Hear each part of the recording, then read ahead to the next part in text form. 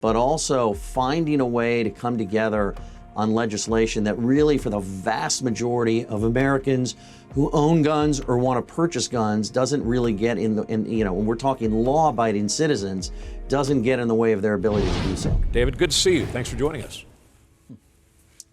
No problem, Doug. Good to be here. Let's start with gun control. As is always the case in the aftermath of these horrific mass shootings, we see renewed calls for gun control. But what inevitably happens, at least in the past couple of decades, is that the news cycle changes, time moves on, the intensity of the debate diminishes somewhat, people retreat to their entrenched positions, and it falls by the wayside.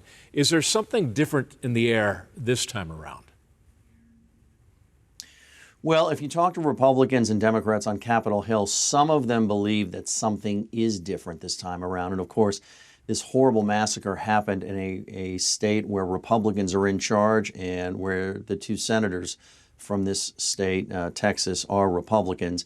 And so you have John Cornyn, the senior Republican senator from the state of Texas, intimately involved in bipartisan gun negotiations on legislation, gun safety legislation, as it's termed by some, gun control legislation, as it's termed by others, to see if the two parties can bridge the divide. It's always a very difficult issue, Doug, as you know, because this is the sort of issue, gun rights or gun control, however you want to look at it, that sort of is determinative in a politician's politics and in a voter's politics. And so if you care a great deal about the Second Amendment and gun rights, you tend to vote Republican. If you care a great deal about gun control, believe that gun safety legislation is needed, you tend to vote Democrat. But the key here is that there's a much higher intensity here among Republican voters who vote Republican primarily because of the Second Amendment than there are among Democrats as it relates to gun control. Mm-hmm. And so I think that, part of what negotiators on Capitol Hill need to figure out is if they can meet somewhere in the middle so that the staunch proponents of gun control and the very concerned proponents of gun rights don't feel as though any new legislation is excluding them, or at least that it keeps the number of opponents of some sort of deal at a minimum. Mm-hmm. So what you're saying, in effect, is from a Republican standpoint, if you budge an inch on relinquishing the Second Amendment, or even just, allowing that camel's nose under the tent in just a little bit of a way, you're in trouble politically. Well, you could be. Look, one of the best endorsements you can get in a Republican primary, branding-wise, and I know a lot of people may think I'm about to say Donald Trump, but I don't mean this as a criticism of Trump, is the NRA, the National Rifle Association. Because the seal of approval from the NRA means that you are good on gun rights. And I've talked to Republican pollsters about this. Even though the NRA is in a weakened state, its brand among voters who care about gun rights is good, and that endorsement is as good as gold. However, we've seen in recent years, Doug, that Republicans can make a move, at least in some cases, on gun safety legislation, on legislation that the NRA opposes, and they can live to tell about it. We saw this in Florida in the aftermath of that horrible massacre at a high school in Parkland, Florida, where then Governor Rick Scott, he's now a Republican senator from Florida, but then Governor Rick Scott defied the NRA, and so did a Republican-controlled legislature working with Democrats to pass a package of gun safety measures, including increasing the age required to be able to purchase a certain kind of firearm, implementing red flag laws. We've heard a lot about that in the aftermath of Uvalde because people think that a law like that might have prevented the murderer there in Texas from getting a hold of the guns that he did in order to commit that crime, those crimes. And so they all lived to tell about it. Rick Scott went on to be elected senator, win a Republican primary in doing so. A lot of the Republicans in the legislature survived and lived to tell about it. And Floridians were basically happy with all of these laws, and there's been no move under Governor Ron DeSantis to undo them. Mm-hmm. So I think it's a matter of communication and salesmanship, but also finding a way to come together on legislation that really, for the vast majority of Americans who own guns or want to purchase guns, doesn't really get when we're talking law-abiding citizens, doesn't get in the way of their ability to do so. So if there is Republican wiggle room, it probably comes, correct me if I'm wrong, in the shape and form of red flag laws, correct? But are Democrats willing to exist with that and that alone? Right. So that is a key question here, right? Because Democrats are not going to want to give away their negotiating leverage in terms of saying, why am I going to give a Republican everything that he's willing to live with, but I don't get anything that I think is necessary to prevent future mass shootings?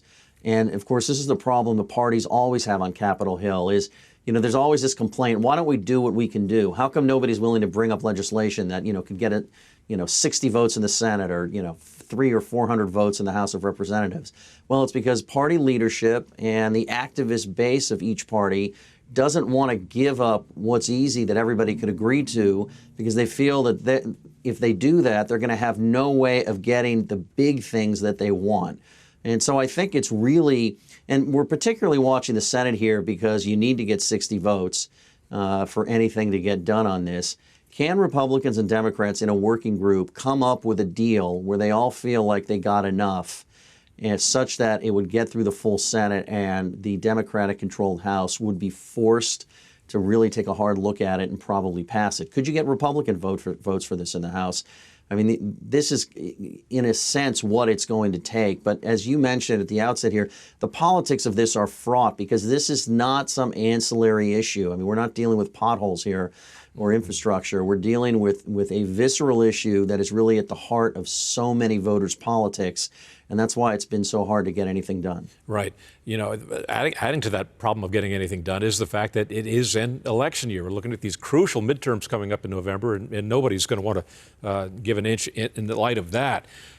So let's turn to those midterms. Joe Biden needs a victory. He needs a victory if you just look at his sagging poll numbers alone.